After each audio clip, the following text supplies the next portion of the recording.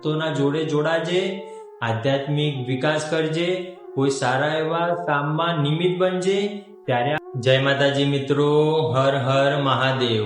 હું યોગેશ મહારાજ. જાણીએ કે જીવનના અંદર રજવાડું ને અજવાડું કરવું હોય તો માતાજીના આશીર્વાદ અવશ્ય જોઈએ, પણ જ્યારે ભુવાજી જ ભગવાન બની જાય ત્યારે ભક્તના સાથે સાથે દેવને પણ ડૂબવાનો વારો આવે છે. પણ મિત્રો, આ વિડીયો જોયા પછી જો તમને 1% પણ મનના અંદર વિચાર આવે કે મહારાજે જે વાત કરી એ ખરેખર સાચી હતી, તો આગળથી તમે ધ્યાન રાખજો કે આપણે કયા ભુવાજીના સાનિધ્યમાં જવું જોઈએ અને શું ખરેખર ભુવાજીના સાનિધ્યમાં ના જઈએ તો શું થશે, તેના વિશે આજે આ વિડીયોમાં સટીક જાણકારી જાણશું. આ વાર્તા સાંભળ્યા પછી તમે અંદર સમજી જશો કે ખરેખર આપણે જે ભૂલ કરી રહ્યા છે એ મુખ્યત્વે કઈ ભૂલ છે. ભુવાજીના સાનિધ્યમાં જવું ના જવું એ તમારો પ્રશ્ન છે, હું કોઈને ના નથી પાડતો, પણ ખરેખર જે ખોટા ભુવાજીના સાનિધ્યમાં જઈને ફસાઈ જાય છે એમના માટે વિશેષ વિડીયો થવાનો છે. તો આપણે એક નાનકડી વાર્તા પહેલા સાંભળીએ અને પછી આપણે એનું સમાધાન લાવીએ કે એક ગામના અંદર એક 10 થી 15 વર્ષનો એક દીકરો હતો, પણ એ દીકરાની ઈચ્છા એવી હતી કે ગામના અંદર જે મોટામાં મોટો વ્યક્તિ હોય એની હું સેવા કરીશ. તો એને વિચાર આવ્યો કે ગામના અંદર તો મોટામાં મોટા સરપંચ છે, તો લાવો હું આજે એમની સેવા કરું. 2-4 મહિના સેવા કરી અને પછી એ સરપંચ કોઈ ગામે જાય છે, ત્યારે એ સરપંચ કોકને સલામ મારે છે. ત્યારે દીકરાને એવું થયું કે આ સરપંચ એટલા મોટા થઈને પણ સામેવાળા વ્યક્તિને સલામ મારે છે, તો એમનો પરિચય મારે કરવો પડશે. કેમ કે આ દીકરાનો એવો સંકલ્પ હતો કે જે મોટામાં મોટી વ્યક્તિ હોય એની હું સેવા કરીશ. ત્યારે સરપંચે કીધું કે આ મારાથી ઉપરી વર્ગના છે. ત્યારે દીકરાએ સરપંચને વાત કરી કે તમે એમને કહી દો કે મારો એવો સંકલ્પ છે કે જે મોટામાં મોટો વ્યક્તિ હોય એની હું સેવા કરું છું. ત્યારે સરપંચે કીધું કે આ દીકરો હવે આજ પછી તમારી સેવા કરશે, કેમ કે મારાથી વધુ તમે મોટા છો.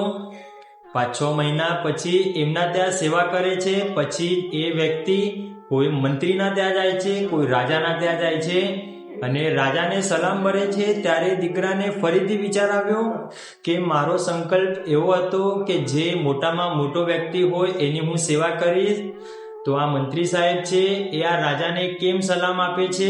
ત્યારે એમને વાત કરી કે આ રાજા તો મારાથી મોટા છે એટલે મારે એમને સલામ કરવી પડે. ત્યારે એ દીકરાએ વાત કરી કે તમે રાજાને કહી દો કે મારો એવો સંકલ્પ છે કે આ દુનિયાનો મોટામાં મોટો વ્યક્તિ હોય એની હું સેવા કરીશ. ત્યારે મંત્રી સાહેબે વાત કરી કે આ દીકરાનો જે સંકલ્પ છે કે મોટામાં મોટી વ્યક્તિને હું સેવા કરીશ, તો રાજાજી આજ પછી આ દીકરો તમારા જોડે રહેશે. બહુ સમય વાત કહેતા વાર લાગે છે, થોડામાં ઘણું સમજજો.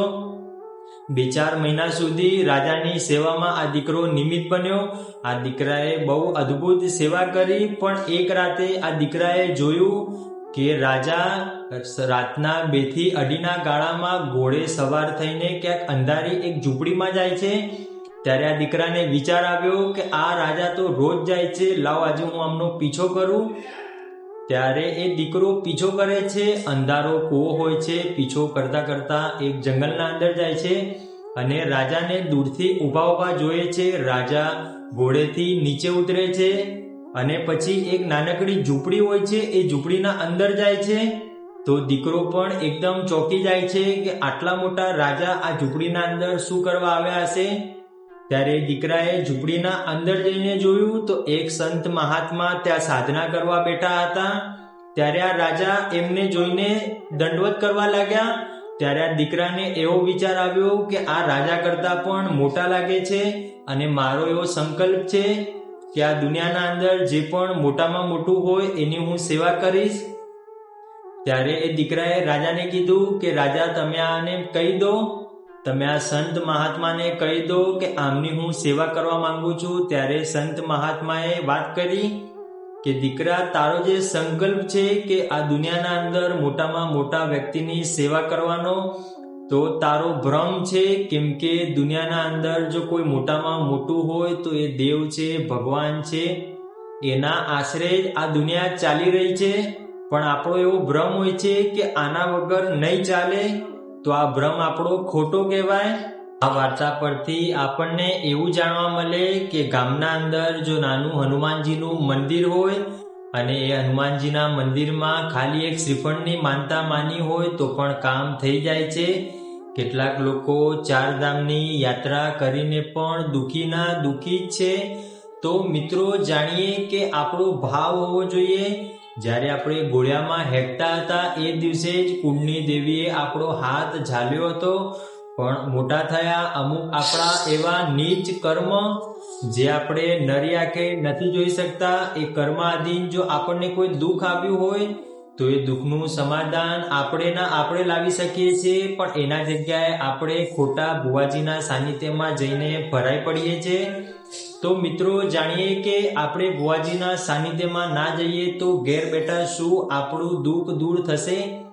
તો આપણે એક બીજી વાત સાંભળીએ કે આપણા ઘરના અંદર જ્યારે આપણા મા બાપ હયાત હોય અને આપણા મા બાપે કીધું હોય કે બેટા ખોટા રવાડે ના જતો, ખોટી વ્યસન ના કરતો, સારાની સંગત રાખજે, 4 સારા ભક્તોના જોડે જોડાજે, આધ્યાત્મિક વિકાસ કરજે, કોઈ સારા એવા કામમાં નિમિત્ત બનજે.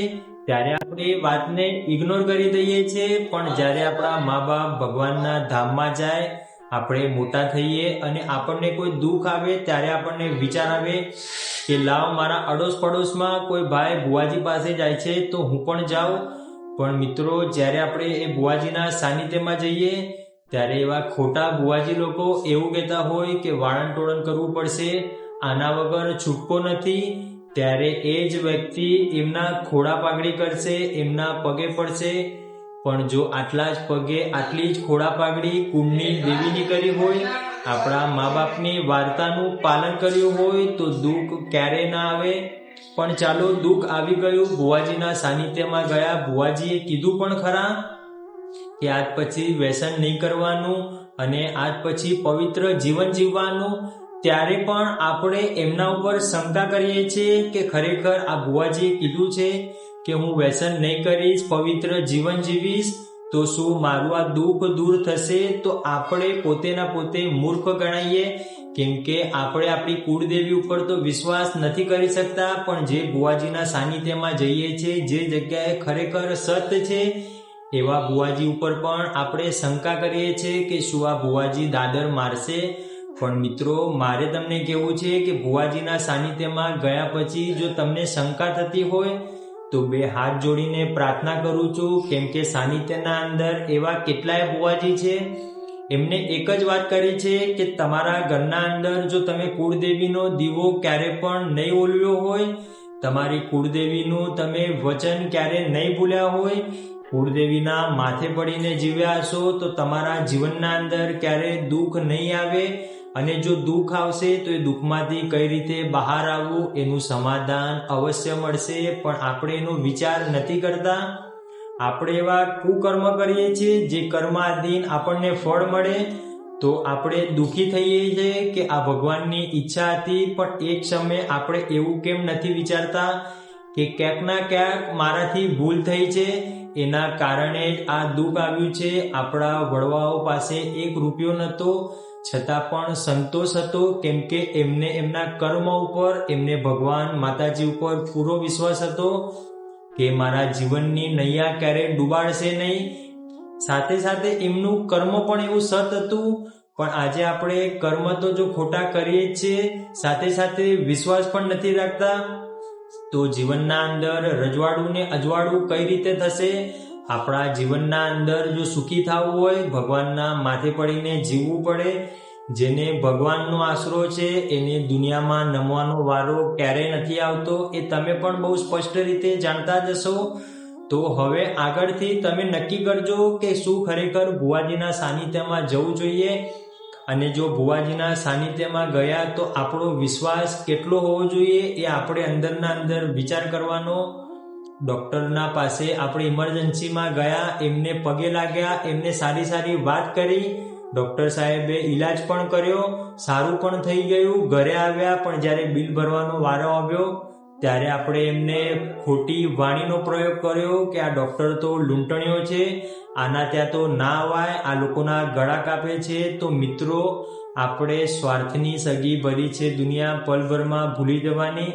આપણે કોકને ડૂબાડીને જો આપણે તરવા માટે ભુવાજીના સાનિધ્યમાં જતા હોઈએ તો ના જવું જોઈએ, કેમ કે દેવ ક્યારે કોઈને મારે નહીં. ભુવાજી જો પરાણે મારતા હોય અને તમે પરાણે કોકની ઈર્ષામાં મારી નાખતા હોય એ વાત જુદી છે, પણ ભગવાન માતાજી ક્યારે કોઈનું અહિત ના કરે.